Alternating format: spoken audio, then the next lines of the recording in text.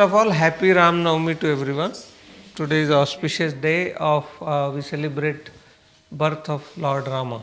Okay, so before starting this, we were discussing about Rama. Ki why do we celebrate birth of Rama? What is so good thing? Because from every saint or every thing we get to learn. Yes, there are billions of people come on this planet, millions of people born and die. Only few are known and remembered for longer duration. Like if you look at the story of Rama, is almost like 5,000 year old. Okay, 5,000 year old, and still we worship Rama. You know why? What would be reason? So they might have done something, yes, in their lifetime. To be remembered, they set some examples for us. Because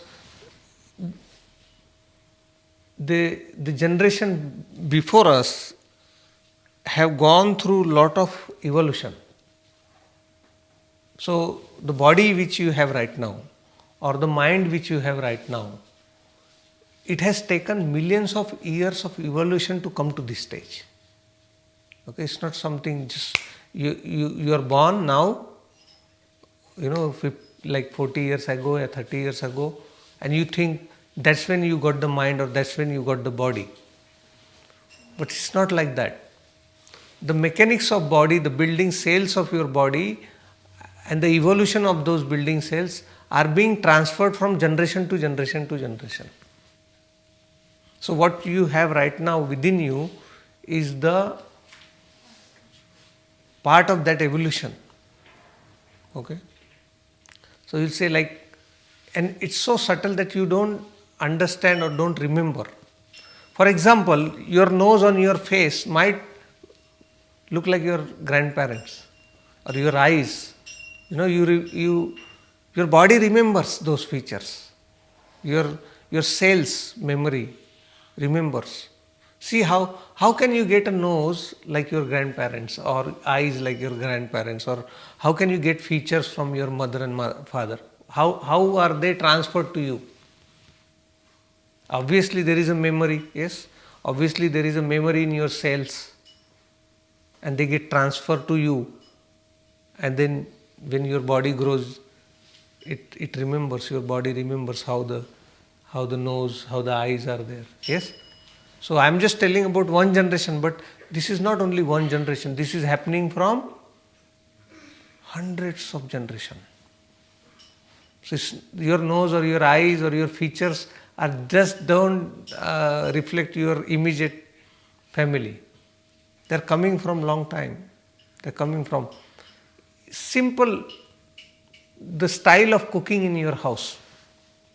The way you cook one particular curry has been transferred from one generation to another, and you don't know that that's the case. So if you are making a curry, for example, you know how many generations that curry has passed through? Because if my wife makes a curry, will be different to what you makes, although the ingredients are same. Yes? But you are programmed from your generations to generation. That's where, through the evolution of the generation, some people realized that we need to do something in our lifetime, so it get transferred to the other generation. And it's not something biological which can be transferred. So all the gurus, all the gods, and we have a different concept of God. Okay?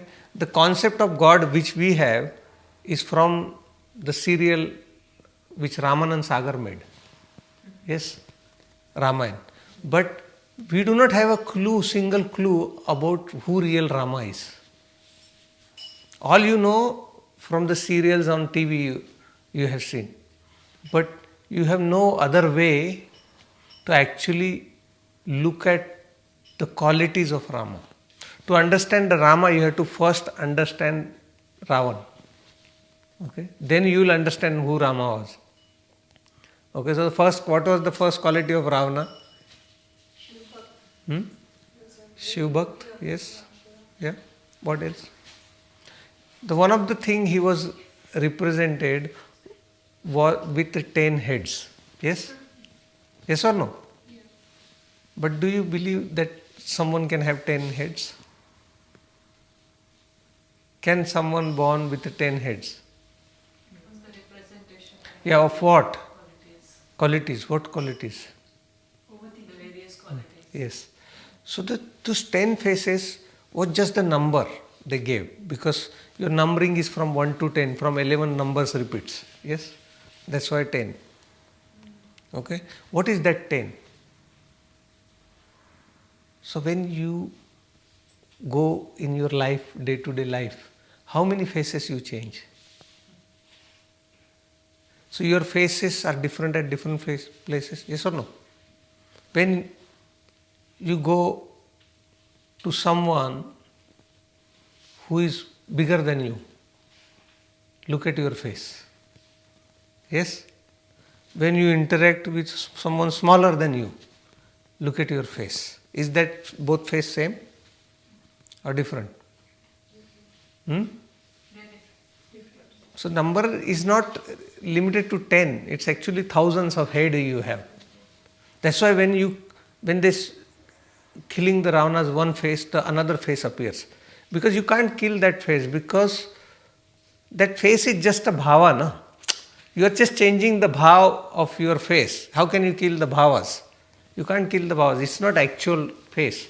It's just you put on the different faces all the time. How can you kill one face? The another will appear. You kill another, another will appear. That's how the Ravana's story was told to us. This is within us. Yes? That we keep changing faces. If you want to give some money to someone, your face will be different. If you want to borrow money from someone, your face will be different. Yes or no? So there are 1,000 faces we keep changing. Now don't take it in terms of good or bad or anything. We are not here to discuss good, bad or ugly. We are saying, do I understand what happens to my body? Do I understand what happens to my mind? Do I see what all I am doing? Because most of the time my focus is outside. I am only seeing what outside is happening. But have we ever realized that what is happening within me? In day-to-day life, these are simple things. Okay? So the Ravana represents a wavering personality. Okay? He represents wavering personality. Means he will keep changing his faces according to the events arises in his life. But Rama, on the other hand, always stays with one face. Doesn't matter what situation or what event happens in his life, whether somebody takes his wife, whether Bharat gets wavering, or Lakshmana gets angry and gets wavering. But Rama never does. So that's the quality of Rama that we need to acquire, and that is what is being told, that no matter what is happening in your life, you have to develop a personality of unwavering strength within you. So it's not going to come from outside. It's always already is within you. So one is a wavering personality and one is unwavering personality. So we need to make sure where do I have most ripples. Wavering means where do I waver most. With some people, that might be your son or kids, where that fear of losing them or fear of their insecurity makes you more wavering personality. Or for some it might be money, for some it might be something else. So you have to find out that which is that place where I become so wavering. And in that wavering personality, then you start putting on faces. You start showing off which you are not. And that is so now become part of your programming that you yourself do not realize how many faces you change throughout the day. And not only you are fooling other people by changing the faces, the one which is getting most fool is yourself. Because in that drama of changing different faces, you lose a track of who you really are. You no longer can identify, oh, I am this or I am that. Because you are constantly changing your face. And that's the biggest loss.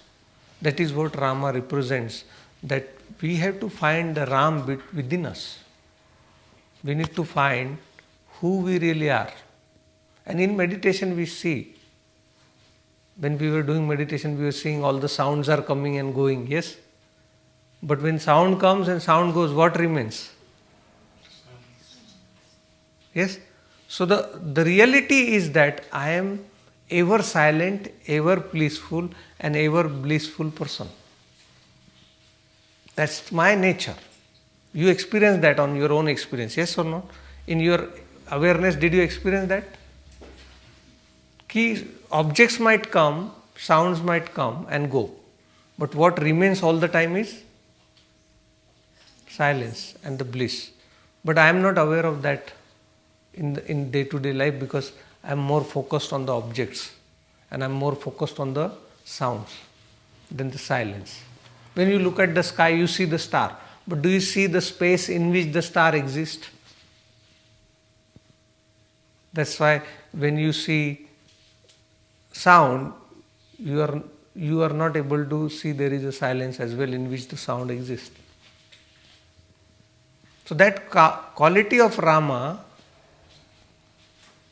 that he did not get disturbed in so many events which happened throughout his life. Okay? It's not because what happened through all those 5,000 years, people added VFX effects to his story. Yes, all the fights and all the 10 heads and the arrows and the this fire coming from the arrows and the rain coming from the arrows, all that kind of stuff. These are called VFX effect. Who added? Later on people added to sell the story. If Ramanand Sagar makes a story of Ramayana without any effect, nobody will watch it. To sell the story on the television, you have to add some special effects. And then people like us believe that's the real story. And instead of developing the quality of Rama, we start to pray for the VFX effect. Which find one person who can tell you that those VFX effect happened in his life. You will not find anyone. I have still not found anyone who said, oh no, I met Rama. Yes or no? We have to develop those qualities within us. And it's not only with the Rama, it's same with Krishna, same with the Buddha, same with everyone. That unless and until we develop those qualities within us, and that message is passed on to us. And what's the best way to pass on that message? Is celebration. Because in celebration, they passed on this message with the celebration. So Rama Navami, Mahashivratri. India is the country where we celebrate 365 festivals every year. You know that? So there are 360. What does that tell you? Now nobody celebrates 365 festivals, but there are 365 festivals for 365 days. Some in different states. Okay? But now because of economics we don't celebrate. But can you tell me one thing? Why do you think that we had a 365 celebrations in 365 days? What will be the reason? Everyday celebration. So this is the Indian culture. That they said these people are not going to do that. They're going to go get miserable. So let's give them each day celebration. Some day Rama Navami, some will this, sometime that. So every time they got an opportunity, they put the celebration into your calendar. All they were saying that there is no place for misery in your life. They are saying each day is very important, you need to celebrate. There is no place in your life there shouldn't be any day where you are not celebrating your life.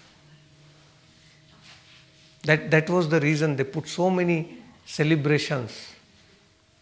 And with those celebrations, they infuse those qualities and message of not being wavering personality, being very truthful, being very honest, not to others, but to you, yourself.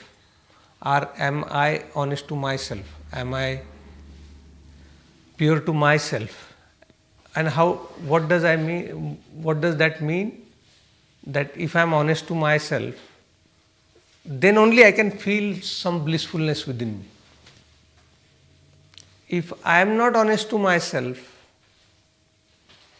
then I cannot feel that bliss within me. I can go on to the world and say I am this and I am that and I am good person and I am this. You can go and fool all the people, but you cannot fool yourself. And who will prove? Your instability, your wavering personality will prove that. And who will be the receiving of that suffering? Yourself. Nobody else. Nobody is going to come and judge you. You have to seek, okay, I need to develop these qualities within me. That's why we celebrate Rama Navami. Or to be honest, in fact, we celebrate all the things for that only. Today somehow we get those kind of... How do we get those qualities? What is the first step? To get any qualities, what is the first step? To know about it. To know about that what I am doing. Because our eyes are from the birth, we are only looking outside. Your focus of your eyes is always outside. You have to reverse them. And I am not saying there is nothing good, nothing bad, okay? There is nothing, only your thinking will make it so. So do not when I say, okay, look at yourself. Now you sat down, oh, I am not a good person, I did this, I did that, I did. Don't do that, okay? That's not the goal. Not the action you did outside. What makes you do those actions, that is the point. What triggers to do that action, that is what we want to look at. If I do one thing, why I do the things in a certain way. Do you understand? What triggers? Does my insecurity triggers it? Does my thinking triggers it? Does my old pattern or my cultural conditioning triggers it? We need to look into that, not what we have done. So as soon as they come to the light, they disappear. The beauty of this nature or the life is so good that you don't have to do anything. All you have to do is bring that thing to the light of your own self. And magic happens, it disappears. For example, when you get angry, okay? You get angry and you abuse everyone and you shout and scream only because at that time you are unconscious. And when you become conscious after some time, you regret that, yes? Let's suppose I give you some mechanism in which you become conscious in the second when you are getting angry. What will happen? Immediately you are getting angry and you suddenly know, oh, I am getting angry. Only that realization comes, oh no, I am getting angry. What will happen, do you think? Disappear immediately, yes or no? What happened? That emotion came into your own light. And the moment it came into your light, what happens? It disappears. That's the beauty of life. In other words, let's suppose this room is filled with the darkness. Okay? And let's suppose this room was filled with the darkness from million years. How many? So the darkness in the room is million-year old. Okay? Now, I want to remove this darkness from this room. Shall I fight with the darkness? Shall I pull it and push it? through the door? No. What will happen if I do that?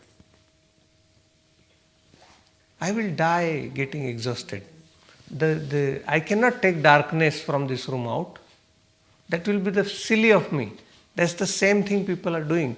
They're trying to work on their bad habits, bad patterns, but they cannot do that. I have never seen a person say, oh, I have all these patterns and I could break it. You cannot, because you cannot fight with the darkness.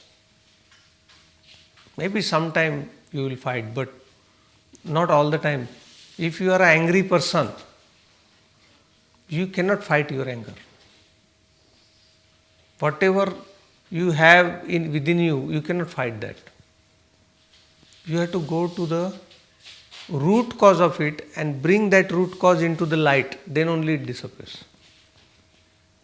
So this room is filled with a darkness, and the darkness is million-year-old. All I have to do is light a small lamp in the center of the room. And as soon as I light that lamp, what happens? The darkness goes out without doing anything.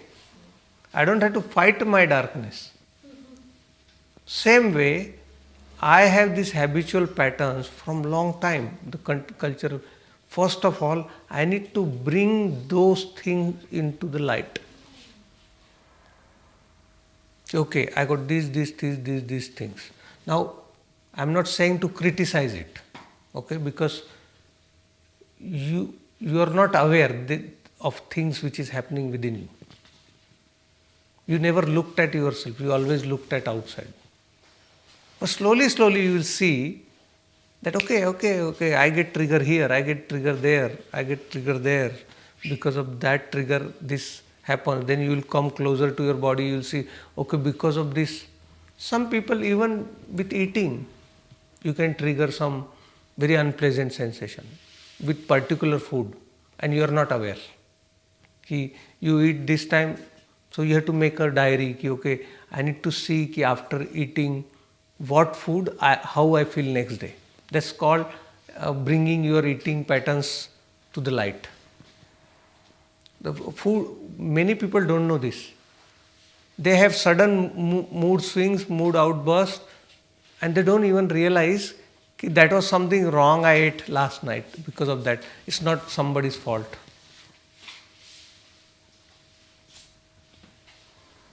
So we have to bring every aspects of our life into the light, and you see, as soon as you bring into the light, it disappears. And these all saints, all gods, what we call, God means godly qualities. What are those? God word has become very corrupted throughout the years, because you think that God is something which stays outside you. You think it's something which can protect you. You think it's something which you give $10 sweets in the temple and it will come to rescue you. Yes? That's what we think, no? Every time you go to temple, you bribe them. Yes or no? Yes or no? Yes. Or you go like a beggar all the time. Give me this, give me that, give me this, give me that. What else you go? You don't love God because you only remember God when you are in trouble. You don't go like, oh, I love you, God, I came to meet you for no reason. You never go. Yes?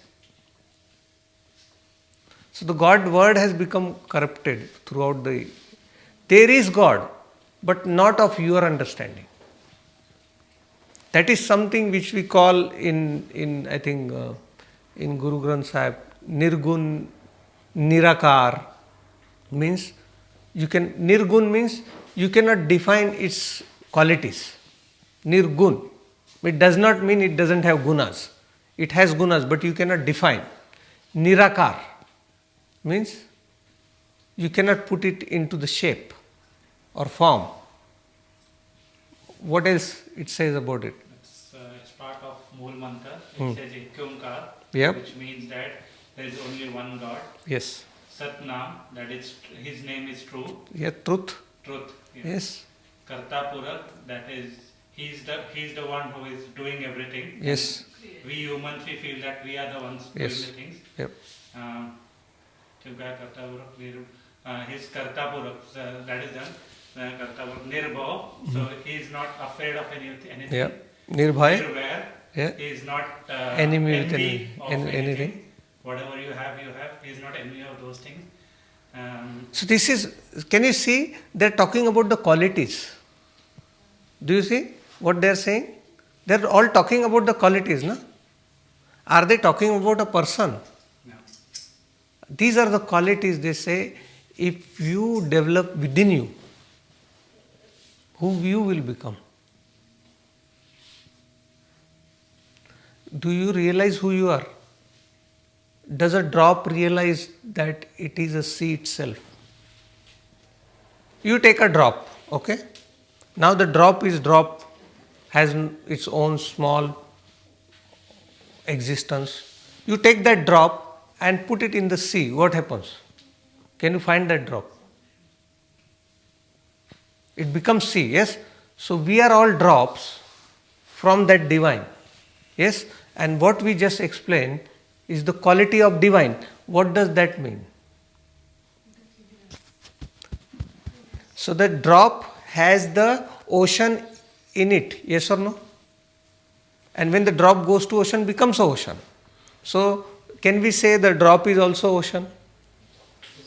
So if we are drops of divine, can we say we are also divine?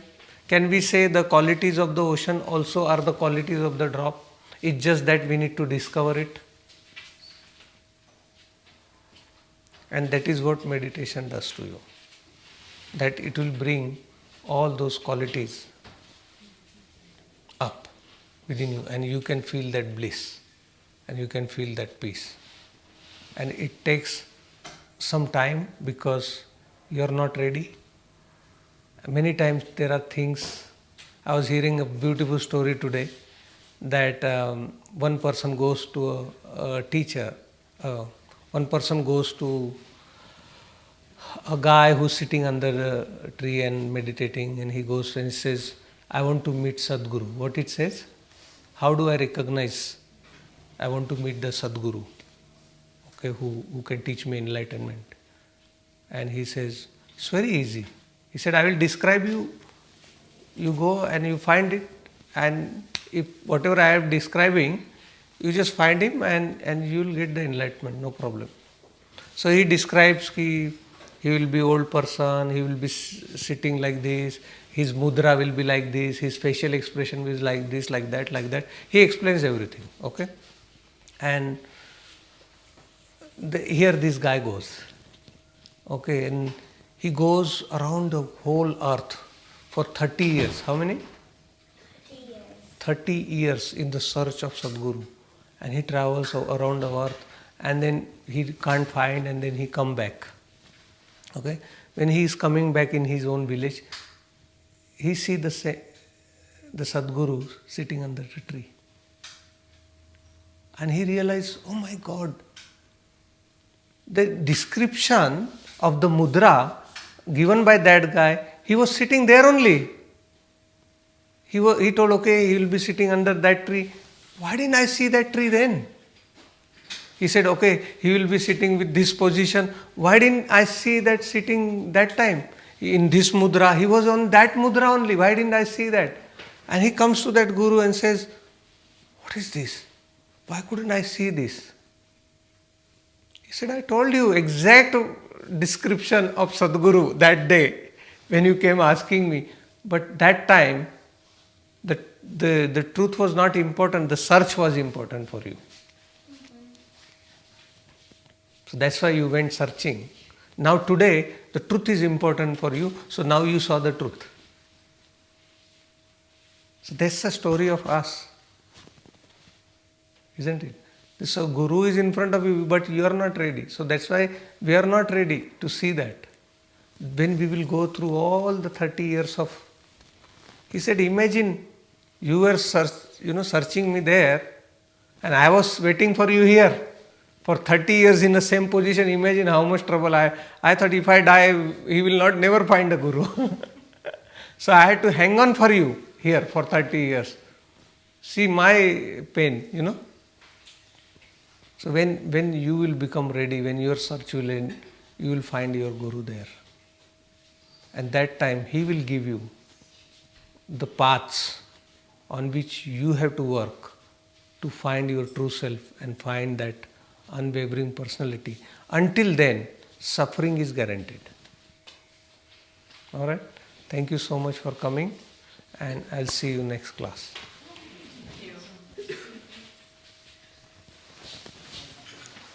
If you have any question, you can ask now, otherwise we finish.